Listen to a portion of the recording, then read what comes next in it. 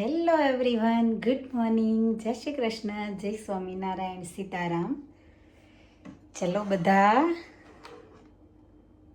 ચા ભાખરી ખાવા માટે.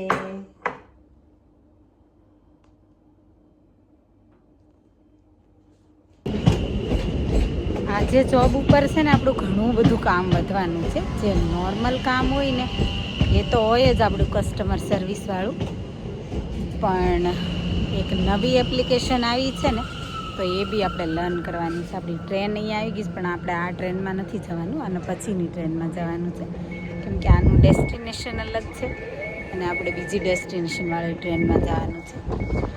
તો કેવું કે હા, જોબ ઉપર છે ને નવી એપ્લિકેશન લર્ન કરવાની છે. નોર્મલી કેવું કે હેડ ઓફિસવાળા, મેનેજર અને અમે બધા સ્ટાફ, અમે બધા જે ડિસ્કશન કરતા હતા ને એ વોટ્સઅપના એક ગ્રુપમાં ડિસ્કશન કરતા હતા, કામ રિલેટેડ જે બી હોય તે.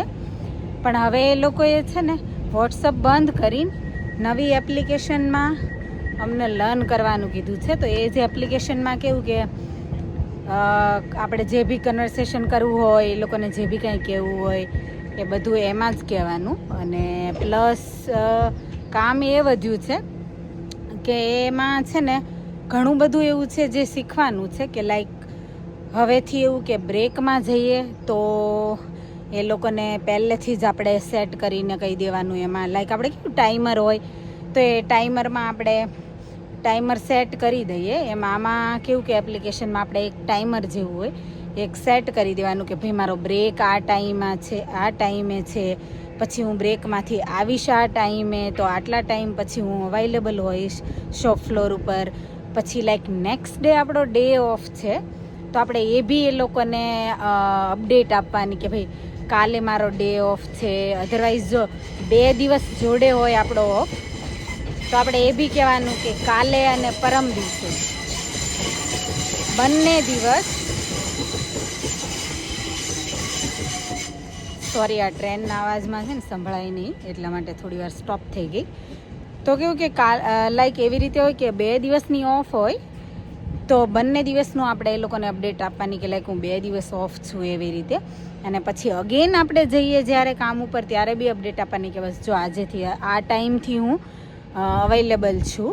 અને હોલિડેઝ જે હોય એ બી આપણે નોર્મલી જેમ બુક કરતા હોય એ તો કરવાની જ હોય. તો હોલિડેમાં આપણે એ લોકોને આવવાની જવાની બધી અપડેટ આપવાની. એમ એવરી ડેની, બ્રેકની, આપણા ડે ઓફની બધી અપડેટ આપવાની, બધા ટાઈમિંગ એમાં આપણે સેટ કરવાના.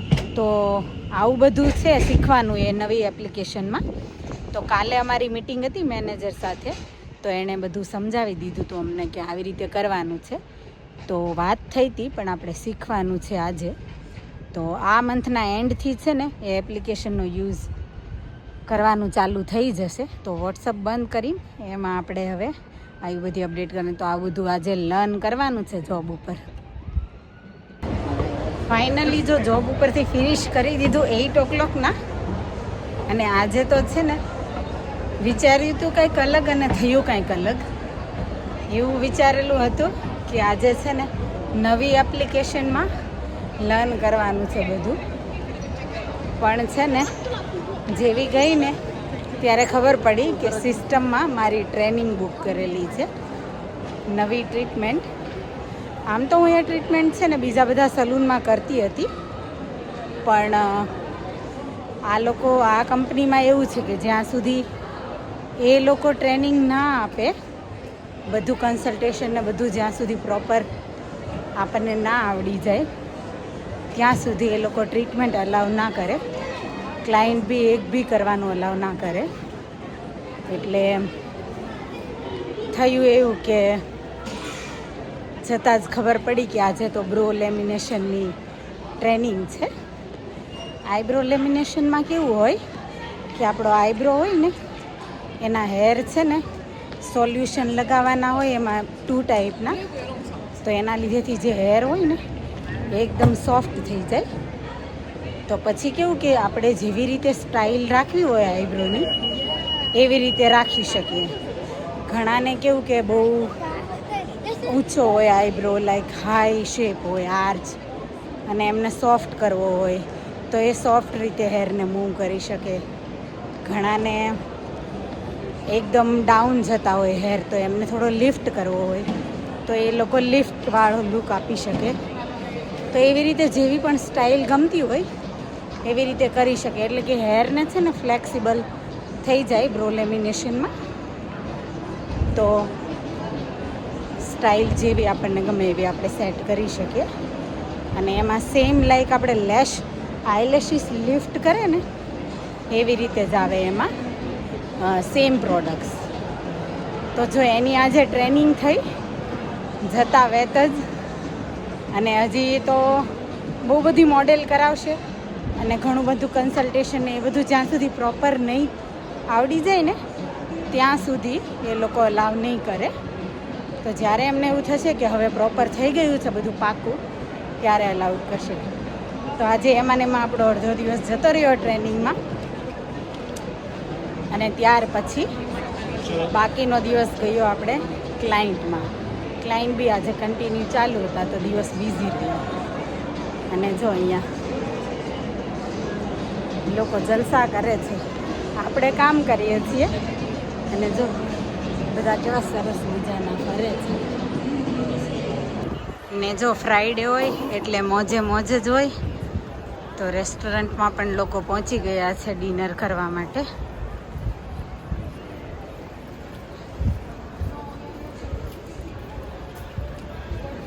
વીકેન્ડ હોય ને એટલે અહીંયા તો શું લોકો 5 days કામ કરે, અને બાકીના વીકેન્ડના જે બંને દિવસ હોય ને એમાં જેટલું કમાયા હોય એ બધું ઉડાવી દે.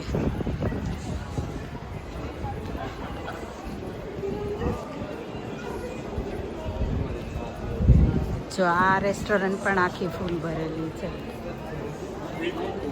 ને અહીંયા પણ. ચાલો, આપણી ટ્રેને આવી ગઈ છે અને આપણે જલ્દીથી થઈએ ઘર ભેગા, કેમ કે ઘરે જઈને હજી ઘણું કામ બાકી છે. જોકે આજે બહુ વાંધો નથી, પ્રિન્શુ વહેલા આવી જવાની હતી એટલે ડિનર શાક રોટલી, કોલીફ્લાવરનું શાક અને રોટલી છે આજે ડિનરમાં. અને ત્યાર પછી પણ થોડું કામ બાકી છે. એક ફ્રેન્ડને કામ છે, થોડી હેલ્પની જરૂર છે, તો આપણે એને ત્યાં જવાનું છે હેલ્પ કરવા. तो અહીંયા घर पहुंचने के बाद हमें दिख गया है पूनम का चांद. ક્યારેક ક્યારેક દેખાય પૂનમનો ચાંદ. આજે મળી ગયો છે ને. તું શું તારી હેરસ્ટાઈલ કઈ તે આજે? 2 ચોટલી લીધી ટીનેજર ગર્લ વાળી કરી, સ્કૂલ વાળી. હા, સ્કૂલમાં છે ને લેવી ગમતી નહોતી, અને હમણાંથી તો હું છેલ્લા 3 દિવસથી આ જ હા, એ વાત તારી સાચી. સ્કૂલમાં 2 ચોટલા, ઓ માય ગોડ, મને હજી યાદ છે. ભગવતી સ્કૂલમાં હું અમદાવાદ ભણતી ને ત્યારે એવું જ થતું હતું. ત્યાંના ટીચર છે ને એટલા બધા સ્ટ્રીક હતા ને કે 2 ચોટલા વાળેલા ના હોય ને તો માય ગોડ ત્યાં ને ત્યાં જ ઊભા રાખીને લેવડાવે કે 2 ચોટલા તારી જાતે લે એન્ડ ધેન તું ક્લાસરૂમમાં જા. ઇવન અમુક મેડમ તો આપણા લઈ દે, ખબર? મારે એવું જ હતું. મારા હેર શોર્ટ હતા ને તો ખેંચીને લઈ દીધા હતા કે રિબિન કાઢ પોકેટમાંથી, ખીચામાંથી, અને લઈ દઈએ એમ. તો એવી રીતે એકવાર કર્યું હતું તો મને યાદ છે. અને જ્યારે એમાંય તે એક નોન યુનિફોર્મ ડે આવે ને ત્યારે એમ થાય હાય શાંતિ કે આજે છે ને 2 ચોટલા નહીં લેવાના, મનગમતું માથું વળવાનું, મનગમતી હેરસ્ટાઈલ કરવાની. તો એ સ્કૂલના દિવસો તો છે ને આઈ ગેસ બધાને યાદ હશે કે આવું થયું એમ. કેમ કે બધાને, આપણે તો ઇન્ડિયા મોસ્ટલી છે ને 2 ચોટલા જ લેવાના આવતા હતા. એનું રીઝન શું હતું એ આજ સુધી ખબર નથી. મે બી વધારે ટાઈડી લાગે માથું એટલે મે બી હશે, પણ તો 1 ચોટલામાં ટાઈડી તો લાગે. આઈ ડોન્ટ નો 2 ચોટલા કેમ કરતા હતા. અને આ જો મારા હેરની લટ, આના ગુરુત્વાકર્ષણ મને લાગે આજ નથી લાગવાનું, આ ઊંચી જ રહી છે. My hair looks so nice. હા, અને હરુને તો આજે સરસ હેરસ્ટાઈલ કરી દીધી હતી. કેમ હરુ? હજી તે સ્કૂલના કપડાં કેમ ચેન્જ નથી કર્યા? That's the problem. That's the problem. Okay, ચલો, બધાએ જમી લીધું છે પણ મારે એકલીને બાકી છે. She's the odd one out. You're the odd one out. હા, મમ્મા લેટ થઈ ગઈ ને job. Yeah, Mama, so late every single day. Wow. હા, ઓકે, ચલો, તો આપણે જમી લઈએ. પ્રિન્શુએ બનાવી છે રોટલી અને કોલીફ્લાવરનું શાક. And I અને મને આ ઘરમાં અંદર આવતા જ સુગંધ આવી ગયો એટલે ચાલો આપણે commented, Mama, when are you gonna come? And she said 30 minutes. હા તો 30 મિનિટમાં હું પહોંચી ગઈ ને ઘરે. Yep, correct. ઓકે ચાલો તો આપણે I'm જમી લઈએ. This is Mama. When she does something, she is like ting ting ting ting, and I'm like, oh my god, when is she gonna stop my comments? And then finally, I was like, phew. She does so much comments. લે okay હરુએ છે ને મને message to કર્યો show હતો. you? ના એટલું બધું લાંબુ આપણે નથી કરવું. Okay, fine. I really wanted to show them. હરુ આજે ફ્રી પડી ગઈ છે વાતો કરવા માટે એટલે જો સ્ટોપ થવાનું નામ લેતી નથી. Only one minute to show them. 1 minute no it's okay બેટા. please, ના it's okay we don't want Okay, to fine. Waste anyone's time. તો અહીંયા છે આપણું કોલીફ્લાવરનું શાક અને રોટલી. બહુ દિવસથી ખાવાનું મન થયું હતું અને જોયામાં જેટલું મસ્ત છે. તો ચાલો એન્જોય કરી લઈએ ડિનર. અને મારી જેમ કોને કોને ભાવે કોલીફ્લાવરનું શાક કમેન્ટ કરજો.